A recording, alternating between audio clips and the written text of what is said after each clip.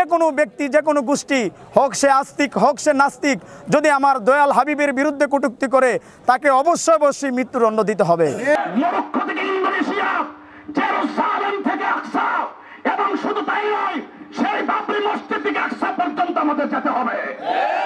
হ্যাঁ আমার সন্তান, আল্লাহর কসম করে বলি, ওই যুদ্ধের ময়দানে আমি আবু বকর যদি থাকতাম তাহলে আমি আমার নবীর মহাব্বতে তোমার গর্দানকে আমি আলাদা করে দিতাম।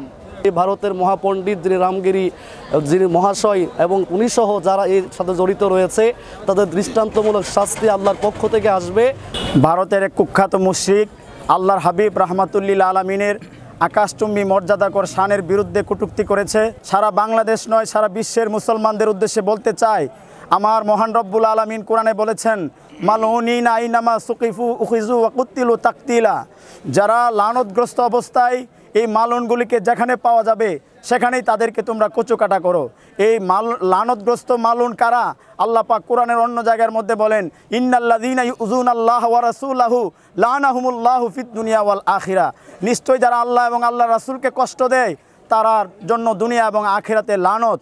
এই লানতগ্রস্ত তারা যারা আল্লাহর হাবিবকে কষ্ট দেয়, আল্লাহর হাবিবের মর্যাদার বিরুদ্ধে কথা বলে, সেই সমস্ত মালউনদেরকে যারাই আল্লাহর হাবিবের মর্যাদাকর শানের বিরুদ্ধে কটূক্তি করবে তাদেরকে অবশ্যই অবশ্যই মৃত্যুদণ্ড অবশ্যই দিতে হবে। বাংলাদেশ অন্তর্বর্তীকালীন সরকার প্রধানকে জানিয়ে দিতে চাই, আমরা দেখতে পাই বাংলাদেশও বিভিন্ন আনাচে কানাচে আল্লাহর হাবিবের শান মানে কটূক্তি করে।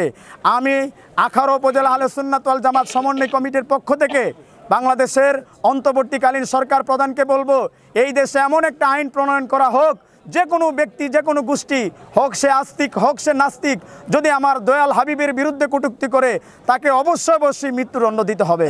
সুন্নি মুসলমান আল্লাহর হাবিবের অপমান কোনো মুসলমান সহ্য করবে না, করেনি বিগত দিনে ফ্রান্স যখন আল্লাহর হাবিবের সাথে ইসলামের সাথে কটূক্তি করেছে, সুন্নি মুসলমান সারা পৃথিবী থেকে জেগে উঠেছে। তারই ধারাবাহিক নূপুর শর্মা যখন ইসলামের বিরুদ্ধে কটূক্তি করেছে সারা পৃথিবীর মুসলমান জেগে উঠেছে। তারই ধারাবাহিকতায় বাংলাদেশের তাসলিমা নাসরিন সহ আসাদ নূর সহ যখন ইসলামের কটূক্তি করেছে সমস্ত মুসলমান জেগে উঠেছে। ঠিক তারই ধারাবাহিকতায় মুসলমান কোনো যুগেই আল্লাহর হাবিবের অপমান সহ্য করেনি, আজও সহ্য করবে না। সেই ভারতের মহাপণ্ডিত যিনি রামগিরি যিনি মহাশয় এবং উনি সহ যারা এর সাথে জড়িত রয়েছে তাদের দৃষ্টান্তমূলক শাস্তি আল্লাহর পক্ষ থেকে আসবে। তারপরেও আমরা ভারতের গভর্নমেন্ট যিনি রয়েছেন বিজেপি সরকার প্রধানকে বলবো, অতি সত্ত্বর তাদেরকে ফাঁসির কাস্টে জোরানো হোক, তাদেরকে গ্রেফতার করানো হোক এবং বাংলাদেশের অন্তর্বর্তীকালীন সরকারকে অনুরোধ করব এই প্রতিবাদে আপনি নিন্দা প্রস্তাব উপস্থাপন করেন এবং বাংলাদেশের পক্ষ থেকে নিন্দা প্রস্তাব জ্ঞাপন করবেন। ধর্মের অনুসারী এক কুখ্যাত নাস্তিক, সে আল্লাহর হাবিবের শানে যে বেয়াদবি করেছে, আল্লাহর নবীর সাহাবী হযরত আবু বকর সিদ্দিক এক যুদ্ধের ময়দানে মুসলমানদের পক্ষে যুদ্ধ করতেছে, আরেকটা ওনার সন্তান যুদ্ধ করতেছে কাফেরদের পক্ষে।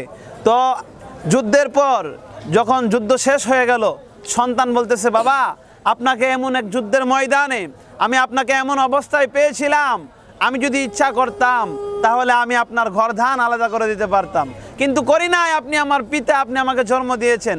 তখন আবু বকর সিদ্দিক রাদিয়াল্লাহু তাআলা আনহু বলেছিল, হ্যাঁ আমার সন্তান, আল্লাহর কসম করে বলি, ওই যুদ্ধের ময়দানে আমি আবু বকর যদি থাকতাম তাহলে আমি আমার নবীর মহাব্বতে তোমার গর্দানকে আমি আলাদা করে দিতাম।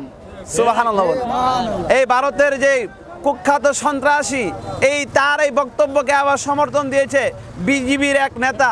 আমি বাংলাদেশ বর্তমান যেই সরকার প্রধানের দায়িত্ব গ্রহণ করেছে, আমি ওনার দৃষ্টি আকর্ষণ করতেছি যে ভারত সরকারের প্রতি যেন একটা নিন্দা জানানো হয়।